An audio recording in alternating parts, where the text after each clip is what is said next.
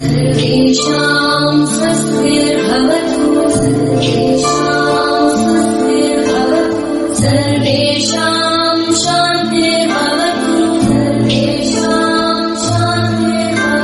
सर्वेषां पूर्णं भवतु।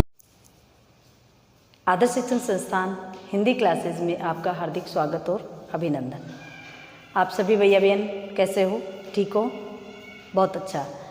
आइए तो हमने पिछले वीडियोज़ में संज्ञा और सर्वनाम के बारे में अध्ययन किया था, जिसमें हमने पढ़ा था कि संज्ञा, किसी भी नाम को संज्ञा कहते हैं और सर्वनाम का शाब्दिक अर्थ बताया था सबका नाम, यानी संज्ञा के स्थान पर काम आने वाले शब्दों को सर्वनाम कहते हैं, जिनको हमने अच्छे से अध्ययन कर लिया। अब हम अध्ययन करने जा रहे हैं विशेषण। संज्ञा व सर्वनाम की विशेषता बताने वाले शब्दों को क्या कहते हैं? विशेषण कहते हैं। विशेषण अपने आप में ही विशेषण है, विशेषण नाम से यानी विशेषता, परंतु विशेषता किसकी? संज्ञा और सर्वनाम की जो विशेषता बताता है वह विशेषण कहलाता है। तो आज हम अध्ययन करेंगे विशेषण। परिभाषा जान लेते हैं।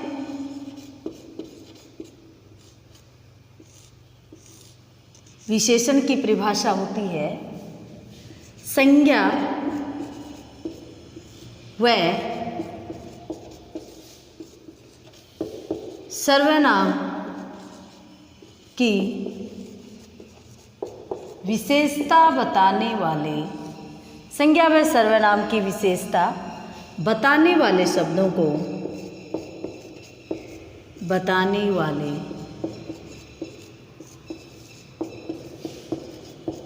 शब्दों को क्या कहते हैं? विशेषण कहते हैं। विशेषण कहते हैं। जैसे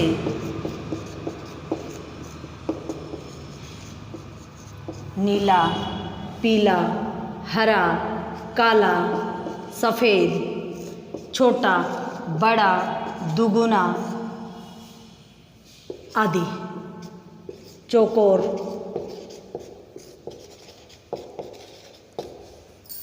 ये हुए विशेषण।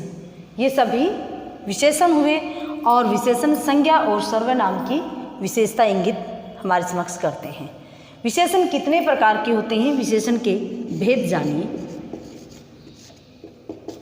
हिंदी में विशेषण मुख्य रूप से कितने प्रकार के होते हैं? 4 प्रकार के होते हैं। नंबर 1 गुणवाचक विशेषण। गुणवाचक विशेषण। नंबर 2 परिमाणवाचक विशेषण। परिमाणवाचक विशेषण।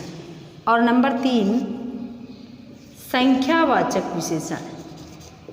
संख्यावाचक विशेषण। और नंबर 4 सार्वनामिक विशेषण। सार्वनामिक विशेषण। अब हम प्रत्येक भेद का वर्णन करेंगे और जानेंगे। गुणवाचक विशेषण।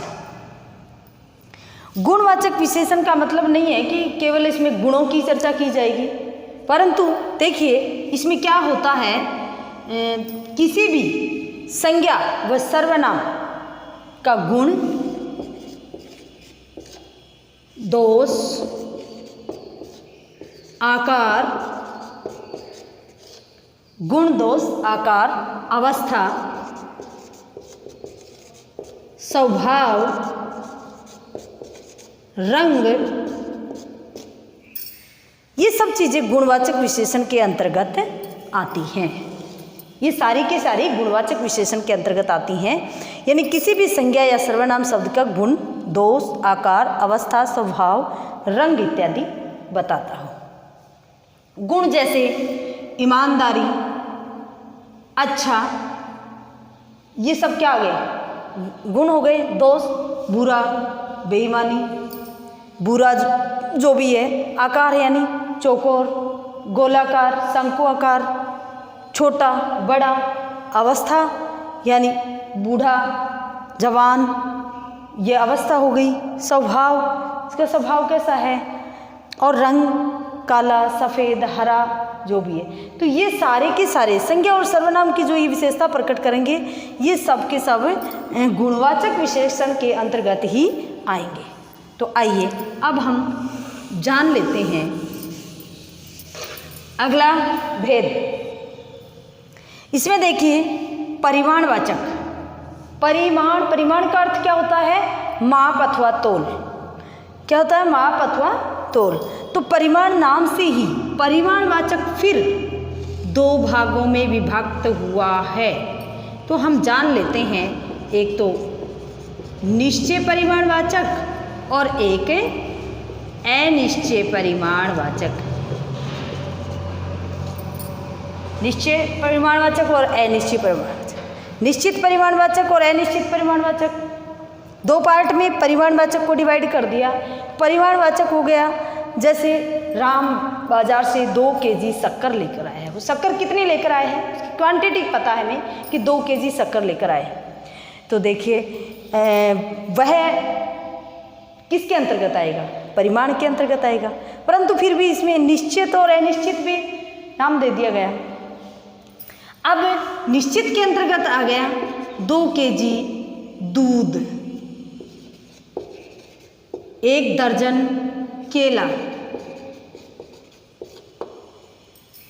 1 दर्जन के अंदर 12 संख्या है और 2 केजी है, तो ये माप फिक्स है। तो इसकी क्वांटिटी है, मात्रा है, वो क्या है, निश्चित है।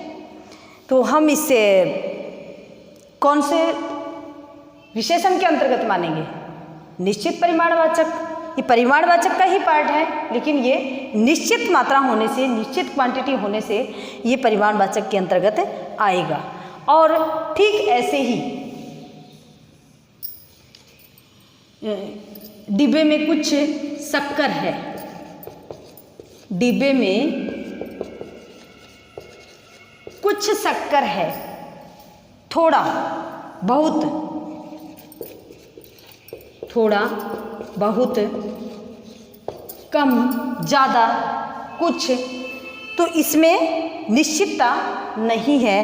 तो क्वांटिटी तो है, मात्रा तो है, परंतु कितनी है वो निश्चित नहीं है। तो वो अनिश्चित परिमाणवाचक के अंतर्गत आएगा। तो आइए अब हम देखते हैं अगला पार्ट, इसी का अगला भाग, संख्यावाचक। संख्यावाचक से बोध होता है कि काउंट कर सकते हैं, जिसको हम गिन सकते हैं। तो वो सारी चीज़ें संख्यावाचक, परिमाण में माप तोल की चीज़ें आएंगी, परंतु संख्यावाचक के अंदर जिन्हें गिना जा सके, इसको भी 2 भागों के अंदर डिवाइड किया गया है, निश्चित संख्यावाचक और अनिश्चित संख्यावाचक। निश्चित संख्यावाचक और अनिश्चित संख्यावाचक। देखिए मैं उदाहरण लेती हूँ। आप कक्षा में बैठे हैं, तो कक्षा में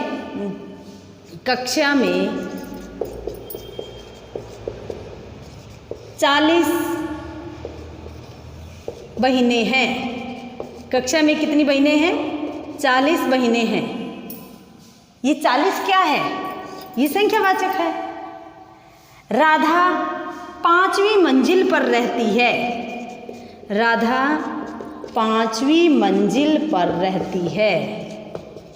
5वीं मंजिल पर रहती है। ये 5वीं क्या है, संख्यावाचक है। अब मंजिल काउंट कर सकते हैं, गिन सकते हैं। 5 मंजिल है तो हम गिन लेंगे। और इसमें भी संख्या है, भैया बहनों की बता दी मैंने कि कक्षा में 40 बहिनें हैं, तो ये भी निश्चित है संख्या। विद्यालय में बहुत सारे पेड़ लगे हैं। विद्यालय में बहुत सारे पेड़ लगेंगे, पेड़ों को गिन सकते हैं हम, परंतु बहुत सारे हैं तो निश्चित संख्या में नहीं दी। बहुत सारे पेड़ हैं तो संख्या तो नहीं दी ना, बहुत सारे पेड़ लगे हैं। कुछ बहिनें मैदान में खेल रही हैं, कुछ बहिनें मैदान में खेल रही हैं। अब कितनी बहिनें खेल रही हैं, 5 खेल रही हैं, 10 खेल रही हैं, कुछ बहिनें खेल रही हैं, बहनों को गिन सकते हैं। तो ये किसके अंतर्गत आएगा, संख्यावाची विशेषण के अंतर्गत आएगा। आइए अब जान लेते हैं हम अगला भेद है। एवं अंतिम सार्वनामिक विशेषण। सार्वनामिक विशेषण नाम से ही पता लगता है कि यह विशेषण सर्वनाम शब्द होते हैं, यानी संज्ञा शब्दों से पूर्व यदि कोई सर्वनाम शब्द आता है, सर्वनाम विशेषण के रूप में प्रयुक्त होता है, तो उसे हम सार्वनामिक विशेषण कहेंगे। इनको चारों को ही हम कुछ उदाहरण के माध्यम से समझते हैं। समझाने के लिए मैं उदाहरण लिख देती हूँ। विशेषण को जानने के लिए आपको बताया संज्ञा सर्वनाम की विशेषता बताते हैं। तो देखिए, नीला घोड़ा, नीला घोड़ा, काला कोट, भूरी आंखें,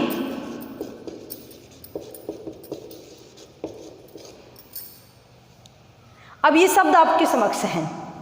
ये नीला शब्द है, ये काला शब्द है, ये भूरी, ये तीनों ही रंग हैं, परंतु ये घोड़ा क्या है? संज्ञा शब्द है। ये कोट, नीली काला कोट लिखा मैंने, ये भी संज्ञा है। आंखें क्या है? ये भी संज्ञा है, यानी किसी भी नाम को संज्ञा कहते हैं। और नीला, नीला कौन? घोड़ा। तो ये नीला शब्द है, ये सारे शब्द क्या कहलाएंगे? विशेषण कहलाएंगे। जैसा कि पहले मैंने बताया, तो आप ये भी समझ गए होंगे कि ये कौन से विशेषण के अंतर्गत आएंगे। पहचान कर सकते हैं, हम आराम से कर सकते हैं, कोई दिक्कत नहीं। ये गुणवाचक विशेषण के अंतर्गत आएंगे। और ये जो शब्द हैं, ये जो संज्ञा शब्द हैं, जिनकी विशेषता बताई जा रही है, इनको हम बोलते हैं विशेष्य। तो देखिए, मैं मानती हूँ कि आप अच्छे से पहचान कर लेंगे कि विशेषण और विशेष्य में क्या अंतर होता है। विशेषण वह जो संज्ञा सर्वनाम की विशेषता बताता हो, और विशेष्य वह जिसकी विशेषता बताई जाए, जिसकी विशेषता हमारे समक्ष रखी जाए। अब देखिए आगे,